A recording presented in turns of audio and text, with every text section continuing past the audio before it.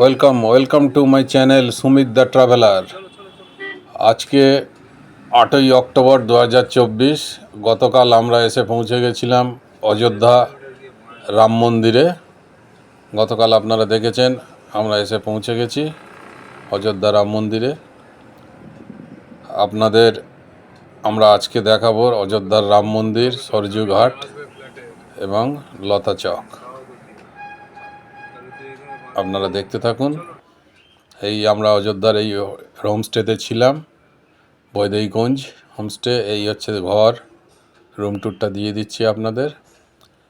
এই আর একটা ঘর, এই কিচেন কাম ডাইনিং। এটা আর একটা ঘর, এটাও ঘর।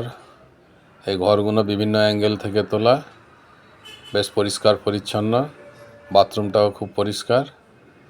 এরপরে আমরা বেরিয়ে পড়ব। এইখানে এই রকম ইলেকট্রিক গাড়ি পাওয়া যায়। এই ইলেকট্রিক গাড়ি করে আমরা বেরিয়ে পড়লাম রাম মন্দির দেখতে। এখন আমরা যাচ্ছি রাম মন্দিরের দিকে। আপনারা দেখুন, এই ইলেকট্রিক গাড়িগুলো এখানে পাওয়া যায়, পার হেড 10 টাকা করে নেয়। এই আমরা রাম মন্দিরে এসে পৌঁছে গেছি। এখন আমরা রাম মন্দিরে ঢুকছি।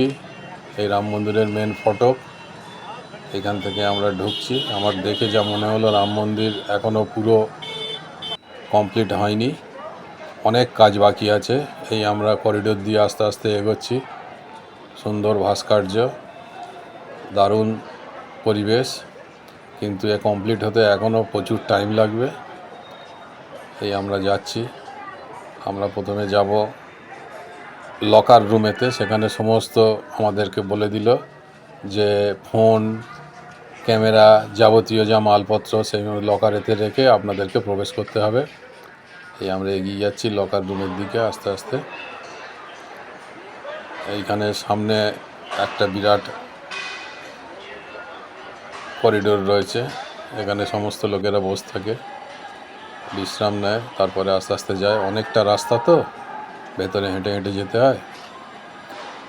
দেখুন, আপনারা দেখলেই বুঝতে পারবেন, প্রায় 2-2.5 কিলোমিটার রাস্তা হাঁটতে হয়। এই হচ্ছে বাইরে রামলালার মূর্তি। এটা সেলফি পয়েন্ট, এখানে সবাই সেলফি তোলে, ছবি তোলে। আমরাও ছবি তুললাম।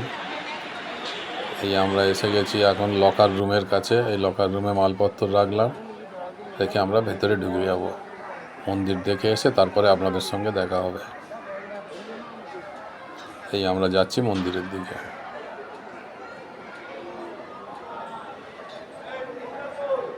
এই আমরা এসে গেছি মন্দির দেখে। এবার লকার রুম থেকে মালপত্র নেব, নিয়ে আমরা বেরিয়ে যাব। এই বেরিয়ে গেলাম আবার ইলেকট্রিক গাড়ি করে। এবারে যাব সরজু ঘাটে। সরজু নদীর ঘাটের দিকে আমরা যাচ্ছি। সুন্দর আলোকসজ্জা, আপনাদের খুব ভালো লাগবে। এই আমরা সরজু নদীর ঘাটের দিকে যাচ্ছি।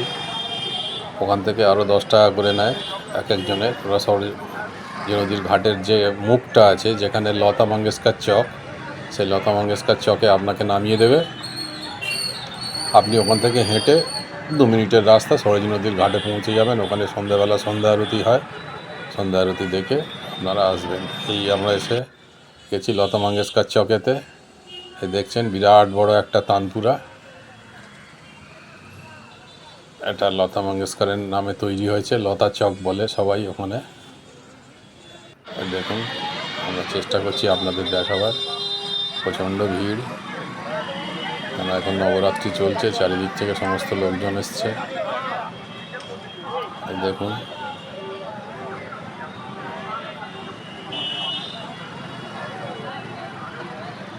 অসাধারণ সুন্দর দেখতে।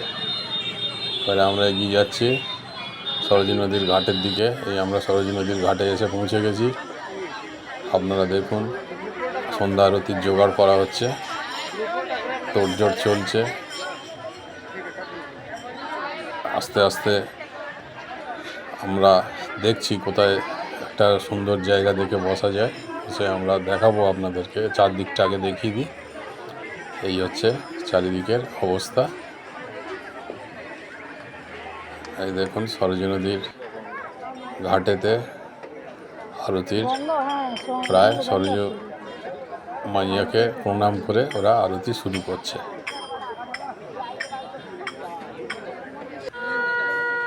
এই যে শুরু হয়ে গেছে বন্দনা। এরপরে ওরা বিভিন্ন রকম আচার অনুষ্ঠান কমপ্লিট করে তারপরে আরতি করবে। আমরা এই আরতি সন্ধ্যারতি দেখে আমরা আবার ফিরে যাব লতা চকেতে। তারপরে ওখান থেকে আবার ইলেকট্রিক গাড়ি ধরে আমরা যাব আমাদের হোমস্টেতে। আপনারা ভিডিওটি দেখুন। ভিডিওটি যদি ভালো লাগে লাইক করবেন, শেয়ার করবেন, সাবস্ক্রাইব করবেন।